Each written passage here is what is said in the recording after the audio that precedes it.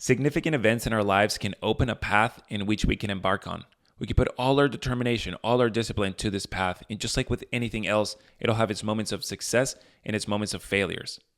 Today I get to talk with Maggie After. She is a pilot for a major US airline who also created and is the founder of Avi-Foods, a super healthy granola with health as its main ingredient.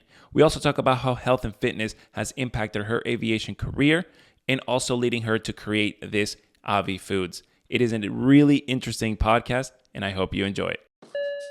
You are now listening to the JetLife Uncovered, an insightful podcast that explores the minds of those who have conquered to live a meaningful life in the air and on the ground. Whether you're a pilot, frequent flyer, or celebrity, we uncover the deep truths of what it's like to live life in and out of the jet. I'm your host, Fernando Contreras, airline pilot, personal trainer, and intervention coach. You're about to take off into a conversation with individuals in which we get to know their intersection between living a purposeful life and reaching peak performance. The JetLife Uncovered podcast starts now.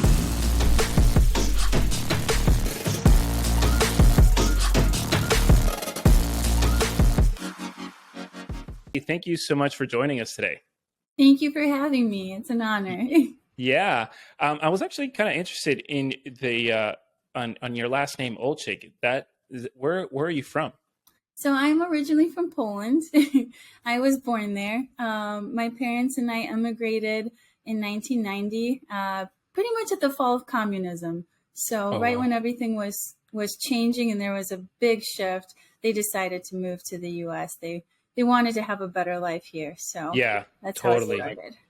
And you moved to somewhere that has like similar environment to Poland, like, you know, gets cold in the winter and maybe gets a little hot in the summer, or did you move somewhere just tropical like how I did?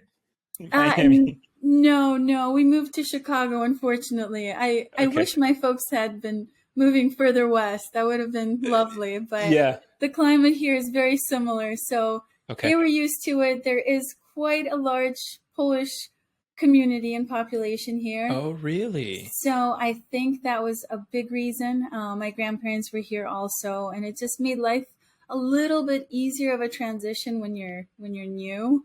But they quickly moved to the suburbs just to learn the language and learn everything else that the U.S. brought. So I agree. It's a lot easier when there's already some sort of establishment going on wherever you're going to move to, especially if you're coming from somewhere else. But do you still speak Polish? Do you speak it at all? I do. I speak, I read, I write.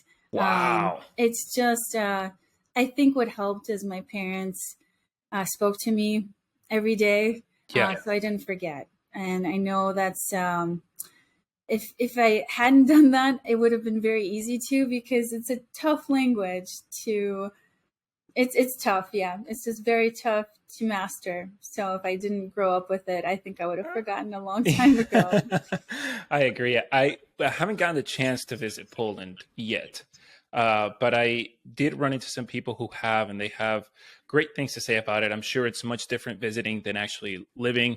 But it's still one of those things where there's a lot of history there, and it would be very nice to go see and get a piece of what, you know, that country has to offer. So absolutely. I feel like Poland is a hidden gem. You know, a lot of people go to Prague, they go to Germany. They're right next door. They're our neighbors. But I encourage everyone to at least try it out. You will not be disappointed, I promise. And Poland has come a very, very long way since the 90s. It's world class, and I miss it very much. Well, hopefully, do you get to go often? I do. I try to go every year.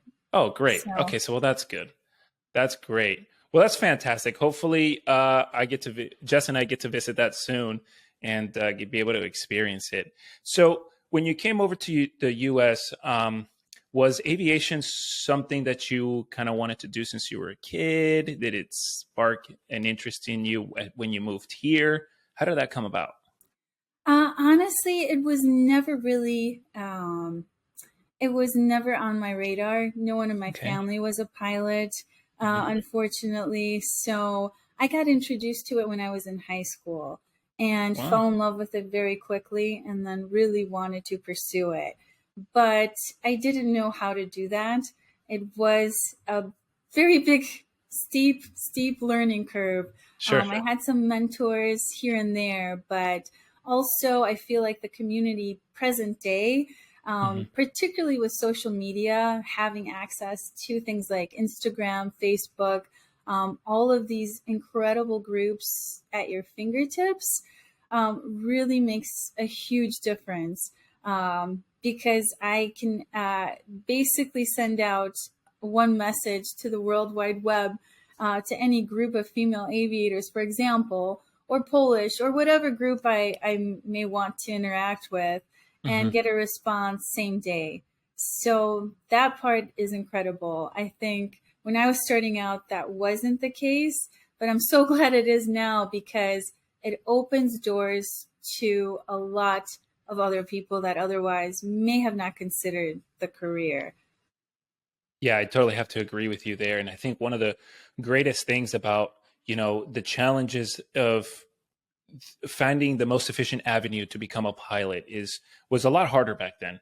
And you go through all these mistakes, all these things that the next person that you get to at least talk to, that you wouldn't want them to kind of go through that. You would kind of want them to go through a little bit more of an efficient route, maybe spend less money in flight school or something like that. And I think that's one of the greatest things about pilots who are, a step ahead, guiding everybody who's upcoming, and I think that's such a great thing now with social media, to be able to get that instant, instant response based to a question that somebody might have, Absolutely. which is something that, instant gratification or instant responses sometimes is not good. But in the cases of, hey, I kind of want to get started, I would love to hear from someone who's in that field and that experience. I'm going to try to send them a message or try to get in contact with them to see if they can give me some pointers. And it's a really nice, rewarding thing to do. So that's awesome. That's good. I agree. And, I think having had someone that perhaps came from my background could have given me a little bit more direction early on.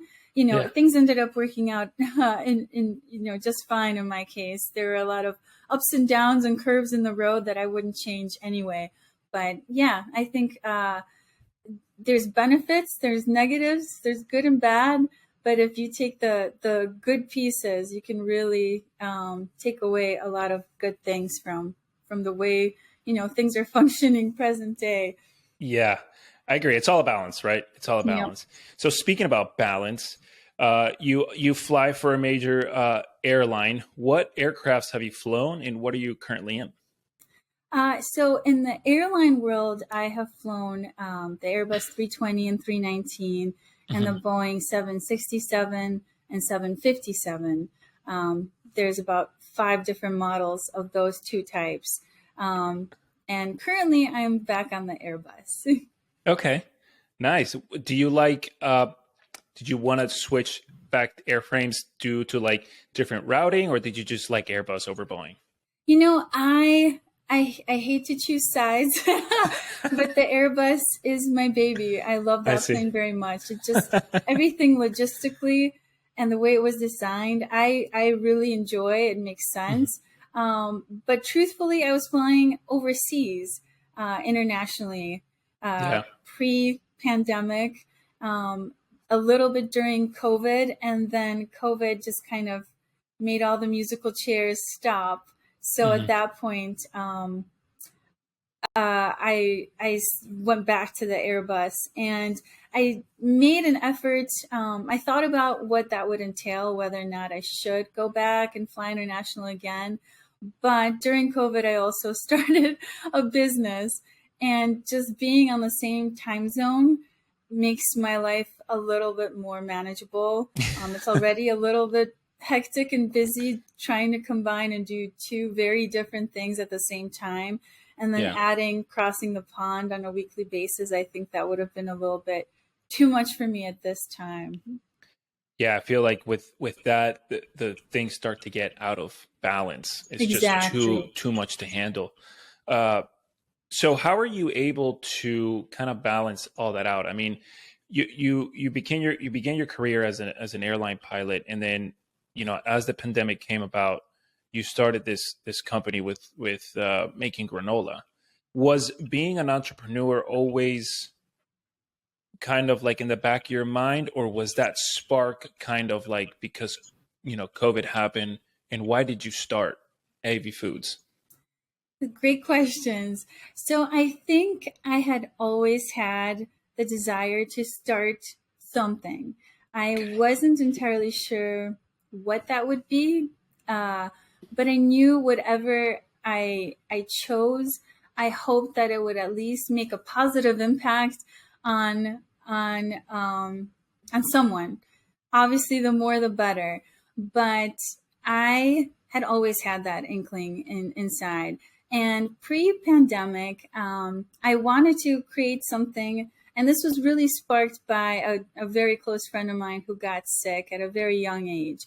And what I took away from him getting sick, he was also a pilot, was the nutrition factor and the eating and the healthy habits that he lacked and therefore I lacked, and I started to notice a lot of people did. When you're a pilot, particularly, it doesn't really seem to matter what phase you're in. I think the later you get on with your career, the more flexibility you have. You're a little bit more financially stable as well, so you can spend money on things that maybe you're not able to early on. But his illness kind of sparked this interest of, hey, I think I need to change my life, and it has to deal with the nutrition aspect. And so that was always in the back of my mind, and I never knew how I would do it until I was flying really long trips. My trips would be on average 14 plus hours. And when you factored in the time pre-departure and then post-departure, sometimes I would be, in the plane or at work for 20 plus hours on a very regular basis. And I never particularly cared for water. So I thought, okay, I want a electrolyte hydration powder that I can take on the road with me, that I actually enjoy and that I like. Couldn't find one, so I just made one. And I thought, okay, I love this stuff. I want to drink it. I want to share it with my friends. And I started to share it with family. And then that started to turn into a little bit of a side hustle. Okay. The pandemic kind of put a stop to that. And through that business, I learned a lot of lessons of what to do and what not to do. So fast forward, we're now in the middle of the pandemic. And now my very busy lifestyle, where I was basically running around constantly, was trying to feed myself well. I was very physically active, but also I was a snacker. So when you're an airline pilot, as you know, we are gone on average about half the month. Maybe those things get a little bit better as we get more seniority and the trips get more lucrative and we're able to get our paws on those. But in the beginning, it's about half the month. So my personality type is such that, okay, half the month is at work. The other half, I now have to squeeze in what everyone else has 30 days to do. And I tried because I like to live, kind of full throttle, live every moment to its fullest. And what ended up happening is I was snacking constantly. I would have a meal when it came to sitting down with friends and family, but most of the time I was just grazing, eating, snacking throughout the day. So when the pandemic hit, the flying stopped. And now all I had was nothing but time to sit in my kitchen and experiment and do the things that I had wanted to do. And I knew that once life returned back to normal, I would want to take some of those things that I had created in the kitchen and take it on the road with me. And one of the things that I always loved was like crunchy, sweet snacks. Granola is kind of what got into my mind. I thought, oh, this could, double as a snack. I could throw this with a smoothie or with yogurt, or just eat it as a breakfast cereal. I'm kind of a cereal girl too. So I wanted to check a lot of boxes. But while creating this, I also wanted it to make sense. So I am very big on sugar and trying to eliminate it from my diet. I am a self-proclaimed sugar addict. So that has always been a very big challenge to me. And one of the things that my friend was going through when he got diagnosed with colon cancer at 36, even in the hospital, the protocol did not eliminate sugar, which Really? really surprised me Wow. because now we know not only is sugar incredibly addictive, Yeah. but it feeds cancer cells. Right. Right. So I thought, okay, I'm going to try to still have it taste sweet so people actually enjoy it and like it, Yeah. but not be dependent on the sugar.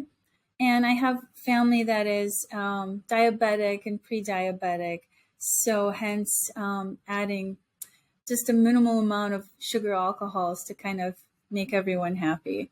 Balance it all out. Yeah. Yeah. That's an incredible, I mean, trial and error. And I'm so sorry to hear about your friend, but, uh, when you had this opportunity to kind of start your own thing for a good cause, I think it's something amazing that has made its way through. I mean, I follow your page.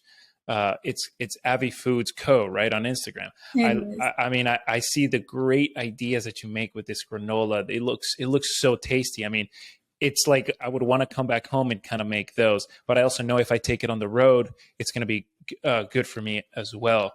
And the whole trial and error that I'm surprised it started off with electrolytes, and because that's an easier thing to make, right? Like you just throw in a couple like sodium, magnesium, and you just mix it Absolutely. all up.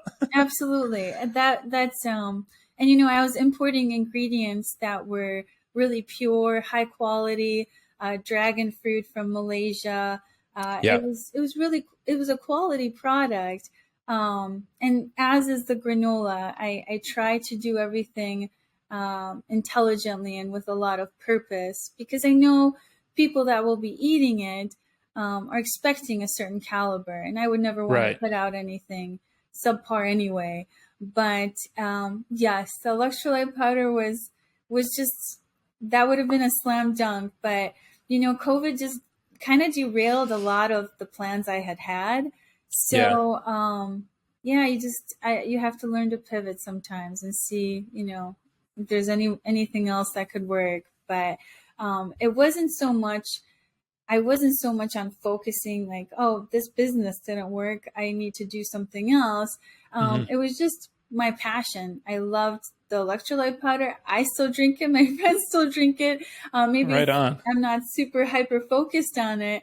The Yeah. granola has kind of shifted my attention because I love that as well. But yeah, it's just being able to see if you could have an impact on others. And at that particular moment, I thought the food aspect would have more of an impact. So that's where the focus has been. Yeah, I agree. It's really all about what we ingest, right? And I was actually surprised to hear that the whole sugar. I mean, I crave sugar as well, but I have gotten to a mentality where I know, yeah, this tastes really good. And sugar as a simple carb, it could replenish the energy that I just consume very quickly. But if I consume more, or if I can get energy replacement from other substrates that is not like sugar, I know that putting sugar into my body is going to cause some sort of harm later down the road, depending on the amount, you know? And I think it takes a moment of your mindset just shifting about like, it's not what I'm just consuming. It's about like what it's doing to my body, you know? And because I used to, I burn about like 2,700 to 3,100 calories a day. So I'm like, oh well, and I'm using a lot of energy. I'm gonna have to replace it back. Let me have some sugar, and I use like natural fruits and stuff like that, Yeah. right? But still, at the same time, you gotta be very mindful of it's not just about energy replacement. It's about, okay, well, it's energy replacement, but metabolically, how's that happening into your body, and then what are the effects aside from energy replacement that sugar is doing to you, you know? So I think that's a very good thing for everybody to be conscious of. And it's great that you're doing it to be able to balance that sweet taste with not as much like sugar, to be able to have the granola that you have that is amazing. It tastes really, really good. I put it on everything. Um, so with that in mind, though, you have to, do you have like a health and fitness background that also contributed to the health aspect of trying to help other people out? Did you play sports before? Are you still like very active in exercise? I am. I've always been very active. It's always been part of my kind of DNA, my personality ever since childhood. I feel like I was Yeah. always running around and missing for hours when I was little. But later on, that transpired to being on sports teams, etc. I think later in life, what ended up happening is I went from like the group aspect of team sports and did it more on a volunteer or individual basis. So I was and still am involved with a charity that leads blind marathon runners. So I'm Wow. active with that, and that's life changing, because if you ever think you can't make a difference, you absolutely can, and small Yeah. things make can make anyone's day, completely. You can completely shift someone's day just by showing up. Right. Um, Yeah. so I do that, but from a personal aspect, running, cycling teams, all that stuff. But fitness has always been a big part of my life, because I have always attributed kind of mental health with fitness. I feel like I just feel better. My body feels better. I feel better rested. I sleep better. I function better. Right. Um, yeah, it's just it spans all different aspects. So I think it's a very big part of me personally, and I think a lot of people feel the same. It does give you a lot of endorphins, which is amazing, and particularly for pilots.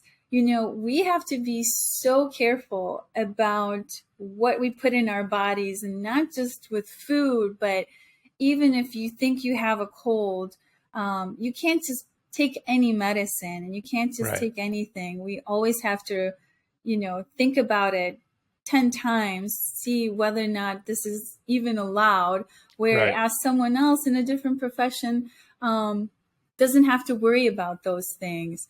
So the better you take care of your body physically, not only from a food standpoint, but from exercise as well. And then, it kind of builds from the inside out, helping you with your immunity and just having and being strong. I think the better you function in everyday life, and particularly for pilots. And I'm not saying this is just for us. Obviously, so many professions are Yeah. affected. People that work any night shift, for example, just getting out of that normal sleep pattern, can have a huge effect. So I think fitness really can make a very big positive impact. Yeah, it's definitely a major contribution to, overall health. And I love that you said that you kind of work from your body inside to the out. And that's pretty much what health and fitness truly is about. And when people start taking care of their bodies on a daily basis, the sick time goes down. The feeling like, bad is not that often. You have less tweaks, muscular imbalances. You have less of everything, fitness, once it's incorporated with nutrition, sleep, and rest, like it's all a cycle. One affects the other. So if you could be exercising really great, you could be spot on in your exercise, but your nutrition's lacking, your sleep is going to get affected, because it's all about hormone balance, right? But fitness, because a lot of people in aviation, it's a lot of the less on the nutrition and less on the fitness. We do eat, but we don't eat that great. And we also don't exercise. Well, not we, because you and I do exercise, but I'm talking about the majority of pilots and flight attendants. If you just incorporate a little bit of that fitness, you're going to see how everything starts to balance out, because you don't want to just incorporate business and still eat bad. Because you're like, well, I'm wasting my time on this effort that I'm doing. Why am I going to eat bad? So one affects the other. And it's the psychological change that it's just so amazing. People won't understand it until they actually feel it, right? Because it's this feeling that you want more of it every single day. You want to have that energy. You don't want to feel lethargic every day. You want to have that, that you get up and you feel like you want to conquer the world every day. Like, I don't know if anybody gets up that same way every day, but that exercise, nutrition, getting good sleep contributes to all that. So because fitness is a great part of your life, how has it helped you manage between everything you have to do as an airline pilot and between everything you have to do as an entrepreneur? That's a great question. And just to go back on a couple of things you just mentioned, I couldn't agree more. I think it's a chain of events, right? And everything is linked very well together. And what you mentioned, it's so beautiful. Wouldn't you want to wake up just feeling great every single day if we could all do that? And you give a lot of very incredible hints and tadbits and things that people can do on the road, not only if you're an airline pilot or a flight crew of any sort, but just for people in everyday lives. I love how you incorporate our job in particular with being on the road and making people feel like they can just accomplish and change their life by doing little things. So thank you for that. No, thank you. That means a lot. Thank you. When I get stressed out, or when things start to get a little bit too overwhelming just by the nature of things piling up in your schedule, whether it's from the business or the job or just anything related to, that doesn't have to do with work, like regular life with family or friends or anything that comes up unexpectedly. I think when I get stressed out, it's nice to be able to have some sort of an escape where you don't, you don't have to either think about any of it, which to me, like if I go for a run or a jog, I'll have my earpods in. I'll just, be jamming out and be in the zone and be happy with the music. And that'll be my time. I know that for this half hour or this hour, I'm not going to worry about anything except enjoying this weather or this jog or this run or this walk or whatever it may be that day. Everyone needs balance. So for me, that's in the shape of or form of using exercise to do that. Also, there have been times where, instead of sitting at a desk on my laptop for hours on end, I'll hop on an elliptical and I'll still go through ideas or go through things that I may need to work on a given day, or go through different situations, tasks I need to accomplish or run through emails. But on an elliptical, for example, at least I know I'm moving. My heart rate's up a little bit.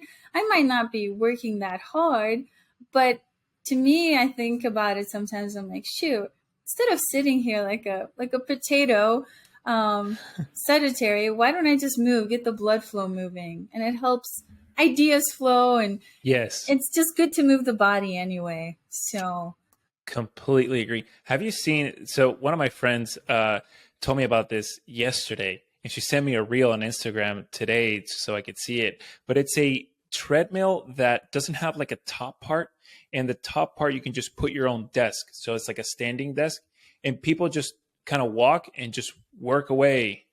Have you seen those before? Those are I haven't. That's amazing. It's really cool. I thought it was really, really cool. I mean, it's perfect because, like you said, when we're moving, that's triggering things to start hormones to start secreting, right? Endorphins, things like that. And we just think more clearly. We think better. We have more of an open mind, and we can be more resourceful rather than trying to come up with ideas just sitting down. Now, for some people, coming up with ideas sitting down, that might be their thing, right? And that they're just really good at that point. But I'm not saying that you have to walk in order for you to get great ideas, but it does help because you're also getting your joints moving. So it's like, we sit in the airplane for such a long time. When we gotta go, get off the plane and go to catch the hotel shuttle, like that initial, like, I just flew for 5 hours, my legs are a little numb, or you take a laugh break and your legs are numb. I mean, as much as you exercise and everything, it's still going to affect you.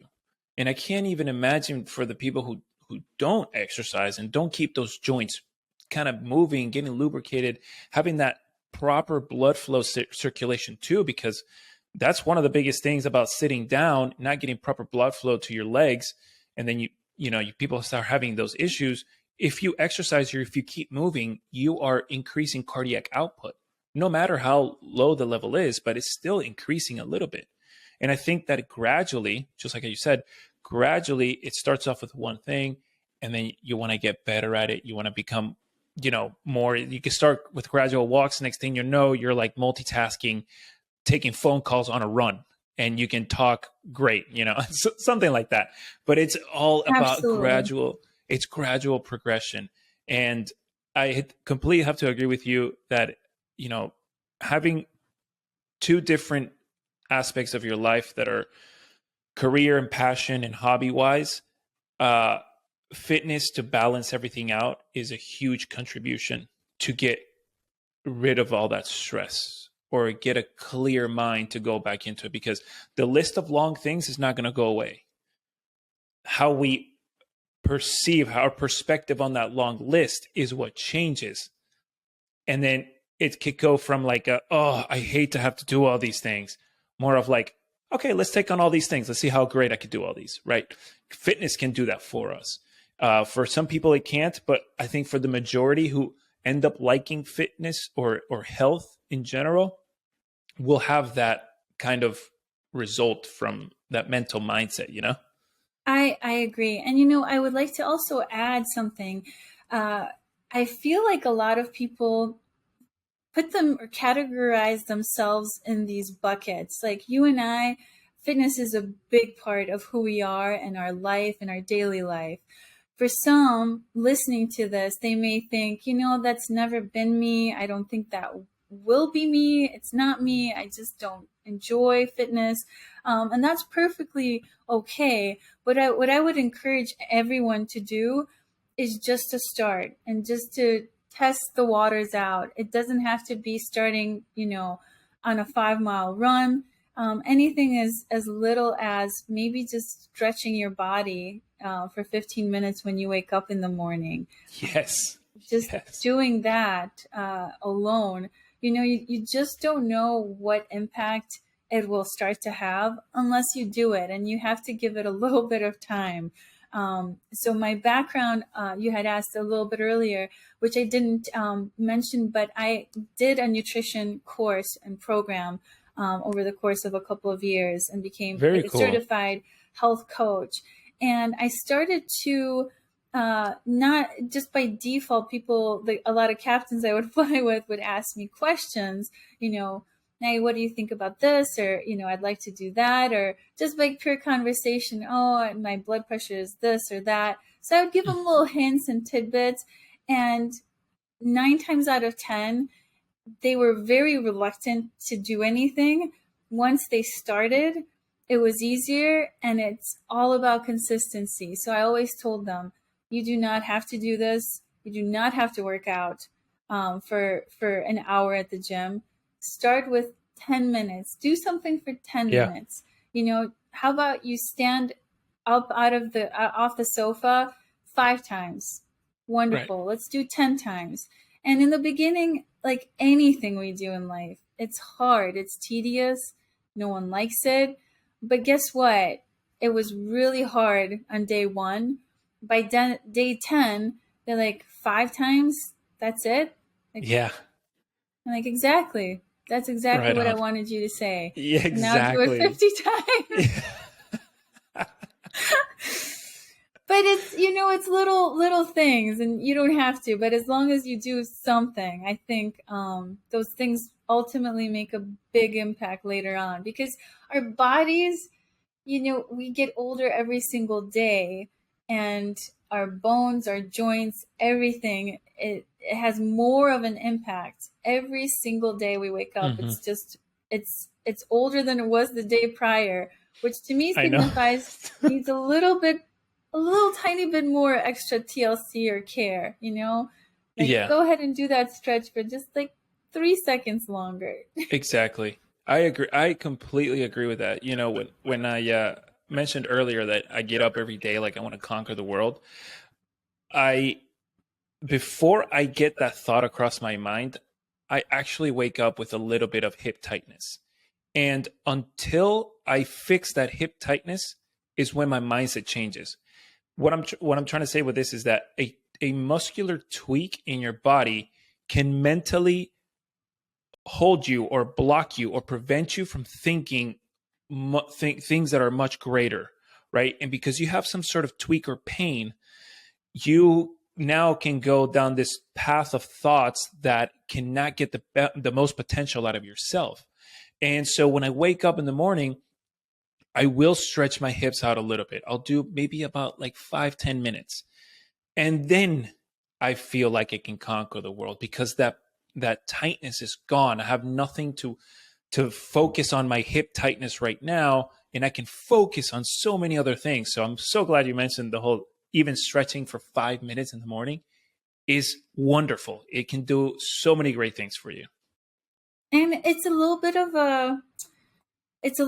a mental shift Yeah, too, for because sure. I did, like, for example, I did a leg workout, and I hadn't done legs, in a couple of weeks actually. So Hmm. after I did that workout, I was really sore. I mean, to the point where tying my shoe, I'm like, wow, Oh, what is happening here? You know?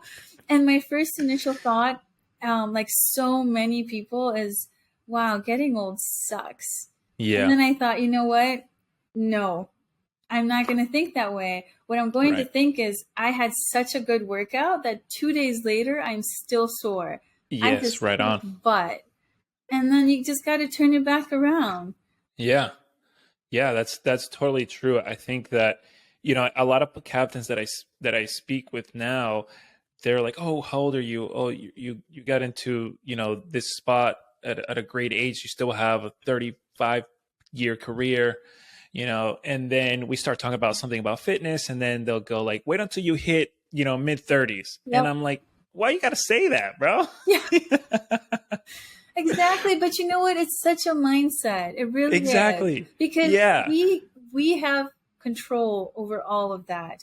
Now, of course, age is a huge factor. We can't control the actual number, but we Right. can control what and how we feel around that Hmm. number, what we do with regards to that number. And let me just tell you, I was part of a cycling club when I was in my late 20s, when I lived in the Bay Area. And I can't tell you how many 70-year-olds left me in their dust. I Wow. just, I would, and I would come home, I would be exhausted. I would lay on the floor for like a solid half hour. We would do like a 90-mile ride. And I was torn up after that. But Wow. I always remember thinking, these guys don't feel that way. They're Hmm. consistent. They Hmm. worked their way up to that level. No one was Hmm. born, being an athlete like that. And now Yeah. they're at that age where, they say how old they are and they don't think twice about it. It does not matter. They hop on a bike, or they go running, or they do their activity, Yeah, they and just then take the off. age is really just a number. So I always took that as really close to my heart, because it really is. You move, and you feel, the way you move is the way you feel, and you Right. have to have a positive attitude, and just do things consistently. I think they ultimately make a really big difference. Yeah, I agree. I think my long-term goal is to be able to be at an age of, anywhere between 60 and however old I'll be to live, to feel that way, to feel like, yeah, I'm going to get on a bike and just do this, or I'm going to go run, or I'm going to go play soccer. I'm going to go do all this. And I noticed that with people who have fitness as part of their lifestyle, not just like a certain portion in their life and then they get up. These people who are at an older age, fitness has been part of their life since, for a real long time. And I mean, for me, at least, you started when you were very young as well. I started when I was very young as well. I can't quite remember the first thing that I did fitness wise, but I knew that feeling I got hooked on and that I wanted to continue doing it. And you know how you mentioned about stand up from your couch 5 times? When I used to do when I was a little kid, I used to watch, my favorite TV show would come on. I didn't want to miss it, but I still wanted to go do some exercise. So I did sit-ups and push-ups for the commercials. And then when my show started back up, I would rest and watch my show. Oh, wow. You're a special kid. Seriously. I know. I don't know what it was that I just kind of wanted to. A lot of it being introduced to sports when I was very little, I just wanted to be the best. And I knew what it would take to be the best because I started listening to professional athletes, top professional athletes, and what they did is pretty much what I started doing when I was 12 years old. Wow. And I wanted nothing more than that. For my whole life, I always knew that I want to be a pilot. But if there was anything else besides being a pilot that I wanted to accomplish for myself, is to be a professional athlete and to do what it would take to get to that level. So, life works in a certain way, and I didn't become a professional athlete, but the things that I learned from all that discipline since I was 10, 12 years old are very beneficial nowadays, especially in this job, And whenever I tell somebody that story or other stories, crazy stories when I was a kid, they're like, you're just weird. You're just like, how did you even do that when you were 12? Yeah. And it's just like a mindset thing. It's about really what you truly want. And then you'll go after it. You'll do whatever is necessary to get there. I agree. And I mean, you were maybe a little bit more dedicated than the average even child, I would say.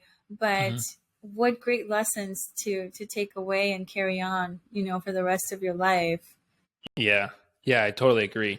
So here's a bit of a curveball question because I think about this from time to time.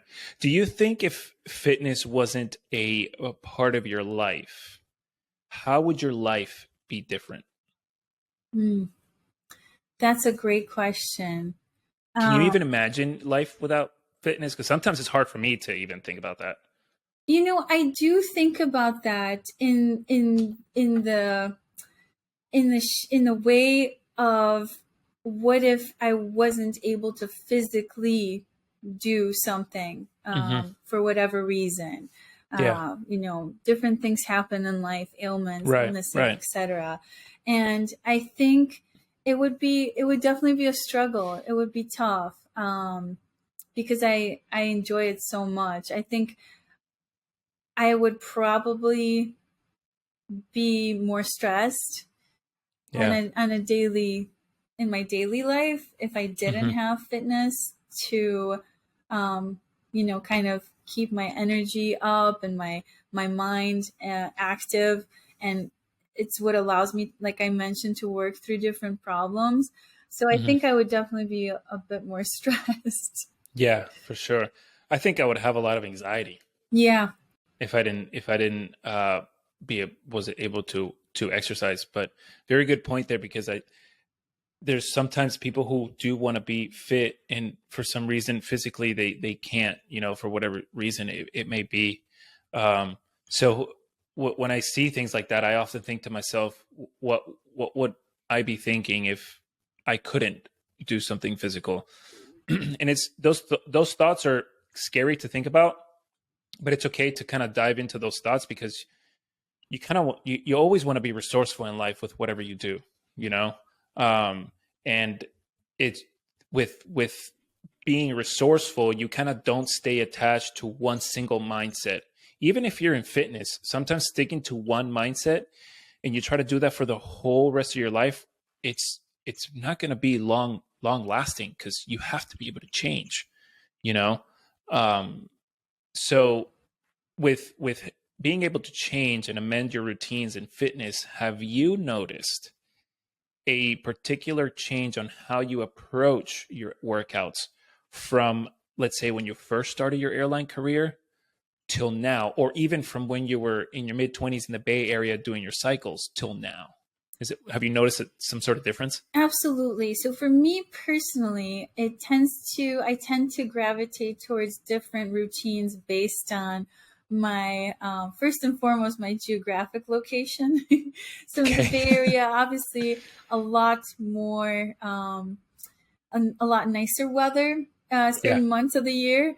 Now being in the Midwest and in Chicago, we have pretty long winters. So I try to gravitate that towards things that I really love. Also, I'm not able to do every day. It's a little bit more jumping through hoops, but I love skiing. So I try to Right. do that. But then, you're constantly just kind of shifting and, um, being flexible and trying to work stuff out. So I am outdoors most of the time. Like I would say at least 9 months out of the year. But when it does get Wow. cold and it starts to suck, that's when I move Yeah. everything indoors, and that's fine. And you just make it work, and that's what the gyms are for. And you could do a variety of activities, like rock climbing, or just on a treadmill, or on an Yeah. elliptical, or whatever. Whether you do lunges and things like that. Yeah. You So, make it work. and I wanted to mention something. I had seen this a few years back, and us being international pilots and flying all over the crazy place, I saw there was a ticket booth once where if someone didn't have enough money to pay for like a train ticket, Hmm. you could do like X amount of squats to pay for that ticket, and the camera would watch you do it. And I thought, even for No someone, way. even if you did have the money but prefer to do it that way, Yeah. what an incredible incentive to get people to also move, and not, you're not getting penalized. You're actually giving people more options, Right. Wow, in that's my incredible. Do you opinion. remember where that was? I'd like to say it was in Europe, but Okay. I have been told by friends that they believe they saw it in Asia as well. So I'll have to do a little bit Interesting. of, a little I bit of research. definitely I definitely want to look that up. That is very interesting.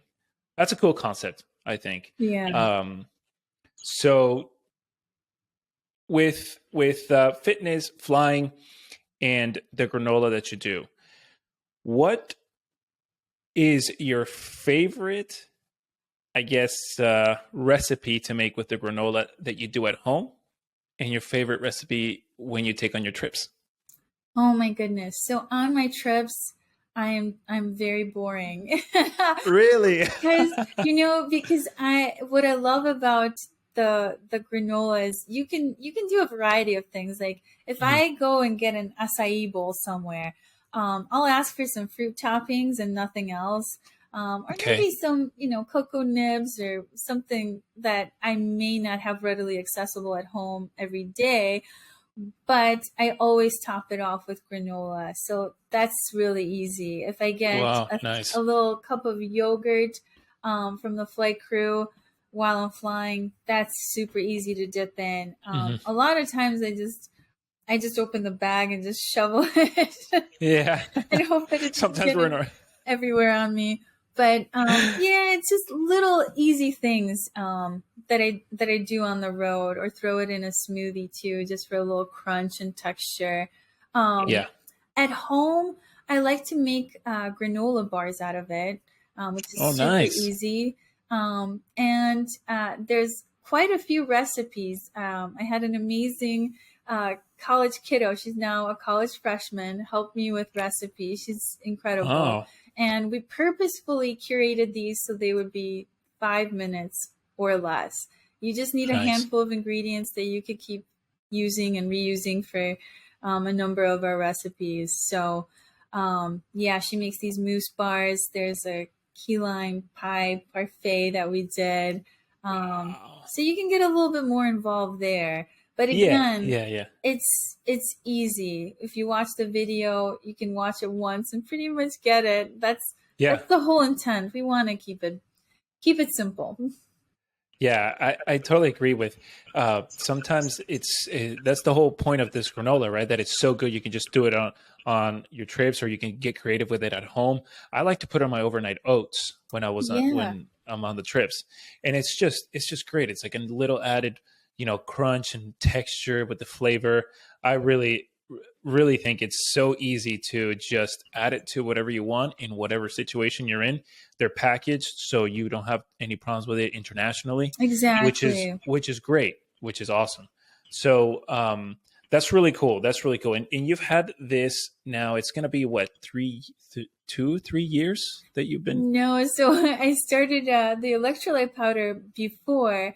I was kind of in development and in incorporating raw ingredients and taking them from overseas during COVID, but I actually Mhm. launched the business in May of this year. So Oh wow. we're Okay. newbies. We're still crawling. Gotcha. Well, that's good. I remember I heard I can't remember if I heard it or I saw it, but you did a podcast with Pilot to Pilot with Justin. I did, yeah. He's such an awesome dude. I was on his podcast a couple of years ago, and he is a great interviewer.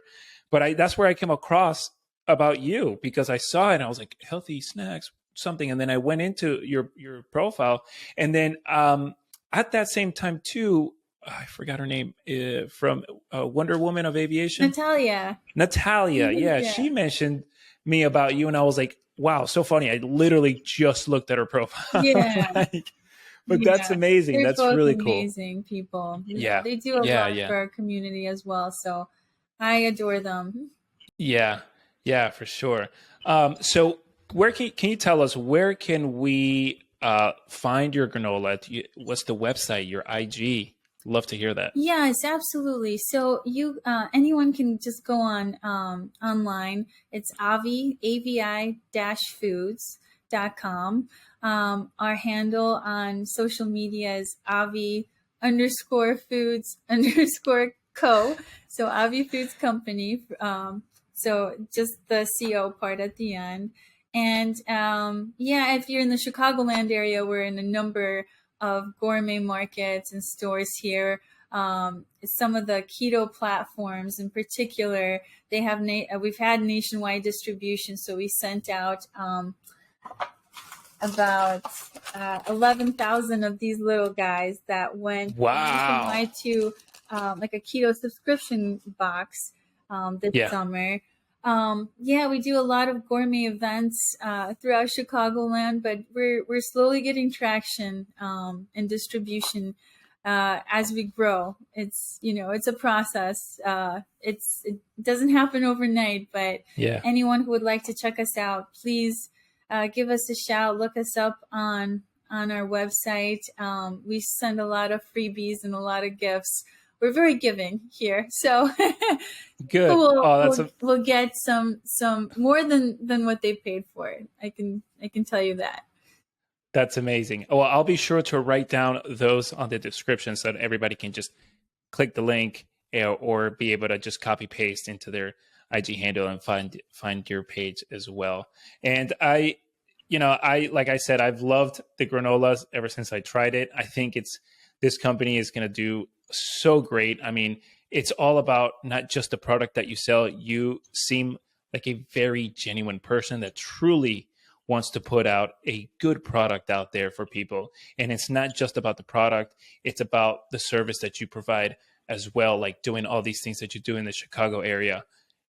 People really love the person behind the product or the service and their story, and also what else they have to offer. And I think you fulfill all of those aspects greatly. And I have no doubt that Avi-Foods is going to be an amazing and growing company in the future. Thank you so much. That means a lot. That truly does, because, it's, there's no point in putting out something if your heart's not in it, number one. And I've always felt and believed that in order to create any sort of change, you have to do it first and foremost with your heart and have sincere and good intentions.